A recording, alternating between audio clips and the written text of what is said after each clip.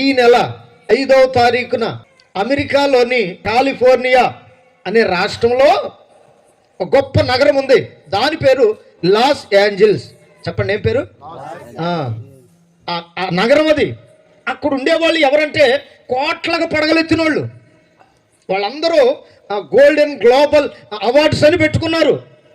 అంటే ప్రపంచంలో ఉన్న వాటన్నిటిలో సినిమాలో ఏది బాగుంది, యాక్టర్లో ఏది బాగుంది, బిజినెస్లో ఏది బాగుంది, దేంట్లో ఎవరు ప్రముఖులు, ఎవరు ఎంత సంపాదించారు, ప్రథమ స్థానంలో ఎవరున్నారు, రెండో స్థానంలో ఎవరున్నారు, మూడో స్థానంలో ఎవరున్నారని ఈ అవార్డు ఫంక్షన్ ఏర్పాటు చేశారంట జనవరి 5వ తారీఖున. ఆ ఏర్పాటు చేసిన ఫంక్షన్లో ఒక ప్రోగ్రాం ఏర్పాటు చేశారు.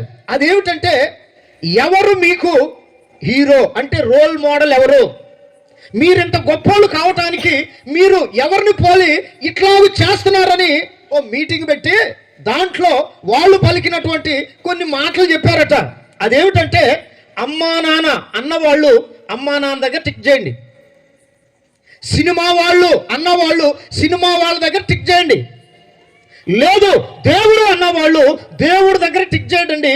3 ఆప్షన్లు ఇచ్చారంట. ఒకటి ఫిల్మ్ ఇండస్ట్రీ, రెండోది ఫ్యామిలీ, మూడోది దేవుడు. ఈ మూడిట్లో ఈ సినిమా వాళ్ళు మాకు రోల్ మోడల్ అన్న వాళ్ళేమో 6% మంది ఉన్నారంట. చూడండి ఎన్ని శాతం? 6% మంది. మా అమ్మ నాన్నే మాకు మార్గదర్శి అన్న వాళ్ళు 3.5% వచ్చారంట. దేవుడు అనేవాళ్ళు 0% ఉందంట. 0 అంటే దేవుని వల్ల మేము బాగుపడలా, దేవుని వల్ల మేమింత గొప్పవాళ్ళం కాలా. మేము గొప్పవాళ్ళమైంది దేనివల్ల అంటే మేము సంపాదించిన ధనము వలన. ఆశ్చర్యకరమైన ఒక సంగతి చెప్పమంటారా? నువ్వు పీల్చే గాలి, వదిలే గాలి ఎవరిదంటే దేవుడు ఇస్తేనే నువ్వు బ్రతుకుతున్నావు. హల్లెలూయా.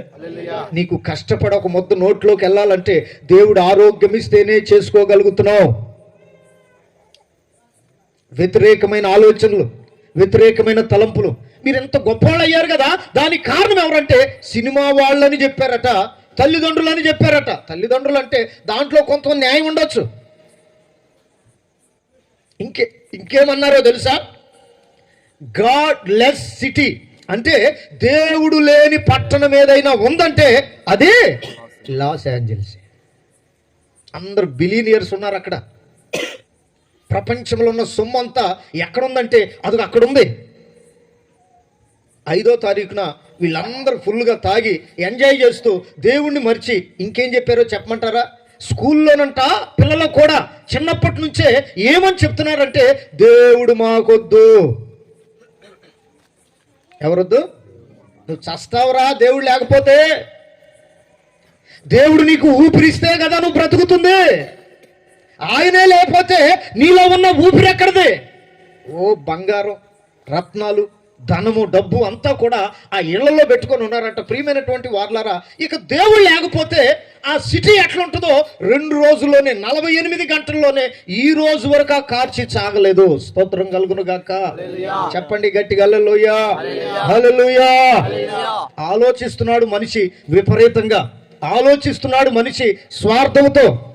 ఎట్లా వచ్చిందో అర్థం కావట్లేదు, ఏ విధంగా బ్రతుకుతున్నాడో అర్థం కావట్లేదు, ఎందుకు బ్రతుకుతున్నాడో కూడా అర్థం కావట్లేదు. అయితే దేవుని బిడ్డలారా, అది ఎట్లా ఏర్పడింది? కార్చిచ్చా నిప్పు ఎట్లా పడిందంటే వాళ్ళు కనుగొన్నటువంటి విషయం ఏంటంటే, ముందు ఎవరో వేశారు, ఎవరో నిప్పు పెట్టారు అన్నారు, కానీ నిప్పు పెడితే కొద్ది దూరమే పోయిద్దట.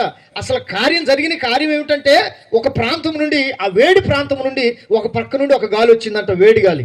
మరొక పక్క నుండి ఇంకొక గాలి వచ్చిందంట. ఈ 2 గాలులు కలిసి రాసుకొని అక్కడ పుట్టిందంటండి నిప్పు. పట్టణం 30,000 ఎకరాల్లో ఇల్లు కట్టుకొని ఉన్నారు. అందరూ గొప్ప గొప్ప వాళ్ళే. దేవునికి మహిమ కలుగును గాక. దేవుడు వద్దు అనుకున్నారు. దేవుడు లేని నగరం ఇదే, ధనవంతులు ఉండే నగరం. మాకు దేవుడు ఎందుకు అని చెప్పి విర్రవీగిన 48 గంటల్లోనే, ప్రియమైన వార్లారా, ఈ గాలి, పచ్చగా ఉన్న చెట్లు లేదు, ఒక ఇల్లు ఆయిల్ లేదు. అద్భుతమైన విషయం ఏంటంటే, ఆశ్చర్యకరమైన సంగతి, ఒక ఇంట్లో మాత్రం మాకు దేవుడు కావాలనుకున్నారంట. చప్పట్లు కొట్టండి గట్టిగా. హల్లెలూయా, హల్లెలూయా. ఒక ఇంటతను మాత్రం మాకు దేవుడే దిక్కు అనుకొని ఆ ఇంట్లో కూర్చొని అతను ప్రార్థన చేసుకుంటుంటే ఈ రోజు వరకు కూడా 7వ తారీఖున పడిన నిప్పు, ఈరోజు ఎంత తారీఖు? 16. ఎన్ని రోజులు అవుతుంది? 11 రోజులు అవుతుంది. 7 కదా, 9 రోజులు అవుతుంది. ప్రియమైనటువంటి వార్లారా, ఈ రోజు వరకు నిప్పు ఆ ఇంటి దగ్గరకు పోలేదంట. చుట్టూ ఇల్లు కాలిపోయాయి. చప్పట్లు కొట్టు గట్టిగా. దేవుడు ఉంటే, దేవుని అనుగ్రహం మనిషి మీద ఉంటే, కావాలి అనుకుంటే కష్టాల్లో ఉన్న వారిని కూడా దేవుడు పైకి తీసుకొని వస్తాడు.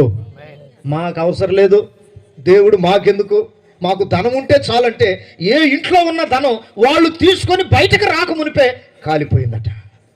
చస్తామేమోనని ఇళ్లలోంచి పరుగులు తీశారు.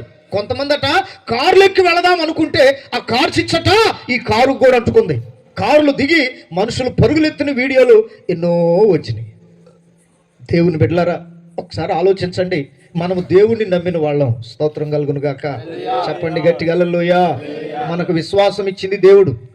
ఆయన అంటున్నాడు కదా, నేను ఎవరిని ఎప్పుడు కూడా దూరంగా ఉండేవాణ్ణి కాను, మీరు నన్ను దూరం చేసుకుంటే తప్ప. హల్లెలూయా.